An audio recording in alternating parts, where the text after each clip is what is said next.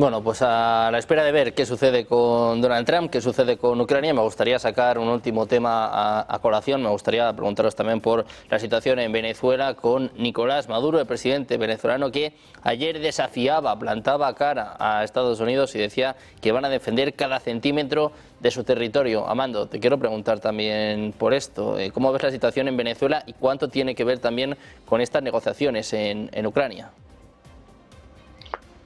Yo no estoy seguro de que tenga que ver con las negociaciones en Ucrania, más que en el sentido en el que lo decía el doctor López Almejo, que con respecto a tratar de cerrar un frente para entrar en otro de lleno, pero el caso venezolano es un caso que yo insisto que es muy complicado en términos de la acción militar por parte de cualquier potencia, pero Estados Unidos en especial, porque el gobierno de Maduro utiliza este mismo discurso, viejo discurso en contra del imperialismo.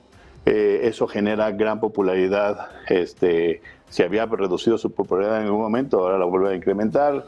La tendencia a ser un héroe nacional, a ponerse de tú a tú con el monstruo imperial, armar a la población civil de manera importante para poder resistir algún tipo de desembarco, de ataque por parte de fuerzas estadounidenses, que pareciera que conforme pasan las semanas se vuelve más inminente, pero también no puedes volver inminente aquello que no puedes nada más provocar. Si Estados Unidos tuviera en verdad el plan de invadir Venezuela, ya lo hubiera hecho. Sigue habiendo muchas dudas de cómo hacerlo sin pagar altos costos, porque si las tropas estadounidenses pagan altos costos en este intento, la popularidad del señor Trump se veía aún más afectada. De por sí hoy está alrededor de 37-38%, se veía aún más afectada. Entonces entienden más o menos bien que no pueden, no es un asunto de nuevo de justicia en contra, a favor, perdón, de la oposición venezolana. Es un asunto de estrategia, es un asunto, aquí también lo habíamos comentado hace unas semanas, de golpes de pecho, ¿no? De bravuconería de parte del gobierno estadounidense frente a la influencia que ha obtenido en la región China y Rusia, China de manera financiera y Rusia especialmente de manera militar en Venezuela. Y entonces me parece que seguimos en este punto en donde incluso Maduro ya salió a la calle, no solamente a hacer discursos, sino a la calle, ya movilizó gente en la calle. Y de nuevo puede volver a pasar lo que pasó en Bahía de Cochinos, un error en la aplicación de la fuerza militar por parte de Estados Unidos, vuelve a un dictador, a un tipo de superhéroe, porque se le puede poner de tú a tú, incluso militarmente, a los Estados Unidos. Entonces tiene que quedar muy claro que Estados Unidos, si entra en Venezuela, es con todo la carne en el asador, como decimos en México, tiene que apostar todo militarmente a ganar lo más rápido posible para pagar políticamente lo menos posible en todo caso, porque se vienen, como dices, las elecciones el próximo año y puede ser complicado para el Partido Republicano. Bueno, pues un momento crítico también para Donald Trump, un momento en el que el foco está puesto en Venezuela. Te quiero preguntar por esto, Jesús, ¿cómo es la situación en torno a Venezuela y un Maduro que parece que tiene muy claro que no va a dimitir, que no va a huir a ningún sitio? Sí, bueno, a Nicolás Maduro, a Vladimir Padrino y a Diosdado Cabello les queda claro que esto es existencial desde el punto de vista que se quiera ver. Si no invadiera Estados Unidos, pero Venezuela, digamos, María Corina Machado les arrebatara el poder político, su destino sería la cárcel o la muerte. Si sí invade Estados Unidos y logran imponer un gobierno títere, yo sí creo que tiene que ver con un cambio de régimen, porque ¿para qué hacer por la fuerza algo que un régimen títere, como el de María Corina Machado, que va al programa de Trump Jr. y le dice, ¿para qué se van a Arabia Saudita? Ustedes pueden venir a Venezuela. Miren, acá somos el país con las mayores reservas de petróleo del mundo, 24%, unos 303,000 millones de barriles de petróleo, que por cierto, hay que decirlo, mucha gente dice, es que el régimen socialista, el régimen chavista es muy inútil, no puede producir riqueza a pesar de que está sentado sobre una mina petrolera. Sí, pero las sanciones de Estados Unidos contra Venezuela han sido brutales, de tal suerte que incluso en 2015 Venezuela producía alrededor de 2.5 millones de barriles de petróleo al día.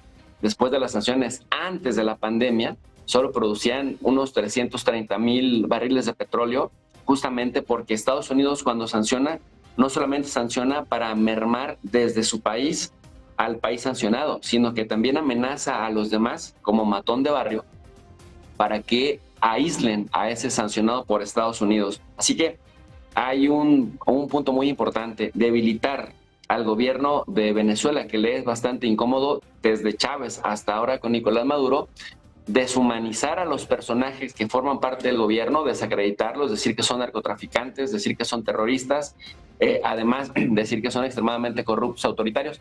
Todo lo que sirva para Estados Unidos poder desacreditar, poder crear deslegitimaciones. Esto no es nada nuevo, lo hemos visto en las diferentes revoluciones de colores, pero históricamente lo vemos desde Saddam Hussein, desde Osama Bin Laden, se les utiliza, y cuando son incómodos, bueno, el mismo Noriega en Panamá, luego van y por la fuerza los eliminan físicamente, cuando se convierten en obstáculos para el progreso económico de Estados Unidos. Entonces, ¿para qué hacer a través de una invasión algo que podrían hacer colocando a María Corina Machado o a Edmundo González o a Juan Guaidó o al que siga, ¿no? Leopoldo, el que sea?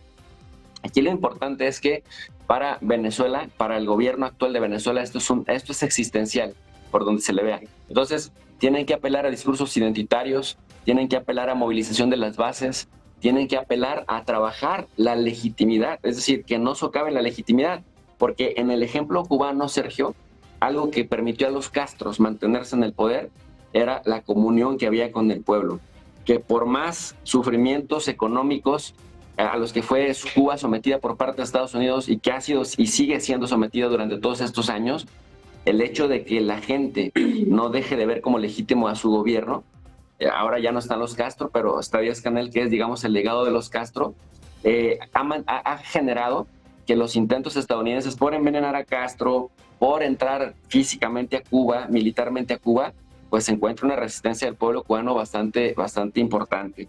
Y entonces, para Estados Unidos, que dice que quiere combatir el tema de las drogas, pero que cuando ves numéricamente no se da, porque el tema de las drogas que pasa por el Caribe terminan con países altamente consumidores como España, en donde el 13% de la población reconoce en 2024 que ha consumido alguna vez en su vida cocaína, o Francia o Alemania, en donde está aumentando el consumo de drogas. Esta droga viene principalmente de Colombia y viene por el Caribe.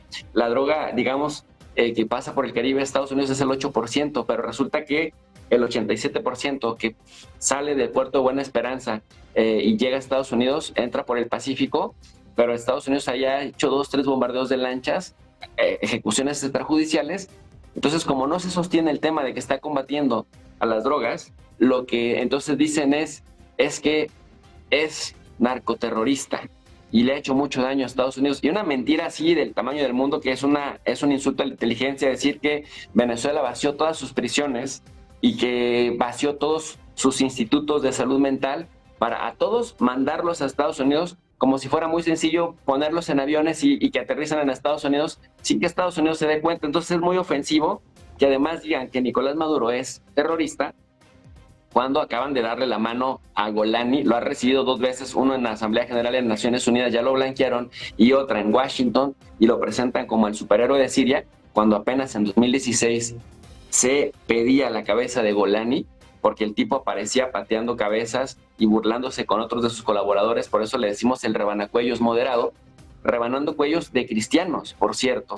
Entonces, no deja de ser, pues, ofensivo e insultante la facilidad con la que Estados Unidos puede volver de un asesino a un héroe, y que la gente consuma eso, a poder deshumanizar a los mandatarios de otros países, de gobiernos que les son incómodos. No se nos olvide que no solamente es Trump. Joe Biden se refirió desde el mes número 6 de su presidencia a Putin como un asesino y como un carnicero, y de ahí empezó en ascendencia las ofensas y las agresiones de la Casa Blanca, hasta que después en Europa, en febrero del 2022, todo el mundo decía: Putin es un carnicero, Putin es un asesino. Entonces, con esa facilidad que tienen para ir deslegitimando a gobiernos que les son incómodos, pues es importante que atendamos los orígenes. Y si le seguimos la pista al dinero, y que efectivamente vemos que en Venezuela no solamente hay oro, sino también es la octava potencia con mayor cantidad de gas, y que por ahí se afinan y logran trabajar una molécula de gas, se pueden convertir en el cuarto en 2027,